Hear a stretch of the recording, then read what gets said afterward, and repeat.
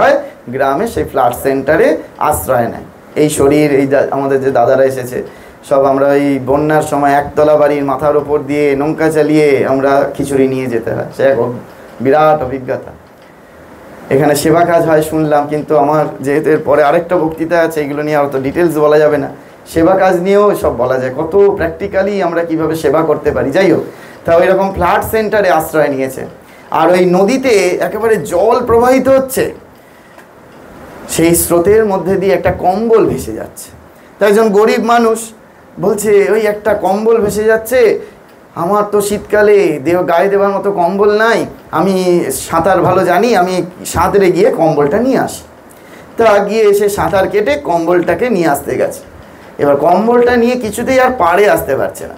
আর এইদিকে পাড়ের লোকেরা দাঁড়িয়ে দাঁড়িয়ে বলছে, আরে কম্বলটাকে ছেড়ে দাও, কম্বলটাকে ছেড়ে দাও, তুমি ডুবে যাবে। আর ওই দিক থেকে ওই ব্যক্তি চেঁচিয়ে বলছে, আমি কম্বলটাকে কখন ছেড়ে দিয়েছি, কম্বলটা আমাকে ছাড়ছে না। সেটা কম্বল ছিল না, ছিল ভাল্লুক। তাহলে ভেবে দেখুন, সংসারটাকে আপনি ধরেছিলেন এক সময়, সেই কম্বল ভেবে আঁকড়ে ধরেছেন। এখন আপনি সংসারটাকে ছাড়তে চাইলে সংসার কেন আপনাকে ছাড়বে? ঠিক কি না? তার জন্য, সেই জন্যই তো ঠাকুর বলছেন, এই আপনারা যাদের এই অবস্থা হয়ে গিয়েছে, আপনাদের নেক্সট জেনারেশনকে শেখান যে দেখো বাবা, আমরা এই ভুল করে ফেলেছি, তোমরা যেন এই ভুল করো না। তোমরা সংসার করো, তোমরা বিয়ে করো, বিয়ে না বারণ করলে কেউ শুনবে না। শিবের মাথায় বেশি বেশি করে দুধ দেবে, বেশি বেশি করে জল ঢালবে, যাতে শিবের মতো বর পায়। হ্যাঁ, কেউ বিয়ে করতে বারণ করলে শুনবে না। বিয়ে করো, ঠাকুর বারণ করছে না, কিন্তু ঠাকুর এটা বলছেন, হাতে তেল মেখে তারপর কাঁঠাল ভাঙো। আগে বুঝে নাও সংসারটা কীরূপ, সংসারটি জেনে নাও, জেনে নিয়ে সংসার করতে যাও, দেখবে এতটুকু সংসারে জড়াবে না। যদি সংসারটি না জেনে সংসার করো, তখন কি হবে না, কথামৃতে আছে, এই সংসার ধোঁকার টাটি হয়ে যাবে। কিন্তু জেনে যদি করো, সেই সংসারই মজার কুটিতে হয়ে যাবে।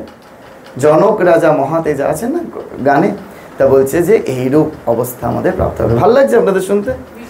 তো এইরূপ যদি আমরা প্র্যাকটিক্যালি আমাদের এই বাস্তব ডে টু ডে লাইফে যদি এগুলো আমরা বাস্তবে নিয়ে আসতে পারি, এতটুকু কঠিন নয়, কিন্তু শুধু প্র্যাকটিস প্র্যাকটিস প্র্যাকটিস, অভ্যাস না তো কমতে বৈরাগ্যে না চা গৃহ্যতে। যে আমরা শুধু অভ্যাসটুকুনি করি, হে ঠাকুর, ওই ভক্তটির মতো আমাদের লক্ষ্য হওয়া উচিত কি না? হ্যাঁ, আমরা ভক্ত হই কীরকম জানেন তো? ভক্ত সম্মেলনে যান আপনারা? অনেকে যান না? হ্যাঁ, আমি শুনলাম ও যে মহারাজের বাচ্চা মেয়েটি মহারাজের আশ্রিত, সেই মহারাজ আমাকে ওখানে ভক্ত সম্মেলন হলে ডাকে যে তুমি এসো, ভলেন্টিয়ারদের নিয়ে এসো, ইত্যাদি ইত্যাদি। তা এই বছর, তার আগের বছর যখন সর্বপ্রিয়ানন্দজি এলেন, না ঈশাত্মানন্দজি যখন এলেন, তখনকার ভক্ত সম্মেলনের কথা বলছি। তা একজন ভক্ত 500 টাকা দিয়ে টিকিট কেটেছে। এবার আমরা সকালবেলা টিফিন দিতে দাঁড়িয়েছি, ওখানে ভলেন্টিয়ার দাদারা দাঁড়িয়েছে। একজন ভক্ত টিফিন নিয়ে বলছেন, 500 টাকা দিয়ে টিকিট কেটেছি, এই টিফিন? আমি এবছর সেটা মহারাজকে বলে, এবছর যখন ডেকেছিলাম আমরা যাইনি, বললাম মহারাজ বাবা আপনার ওখানে যাবনি, এই আমাদের এই কথাগুলো শুনতে হয়, আপনি বাবা দাঁড়িয়ে করুন, ভালো ঠিক থাকবে।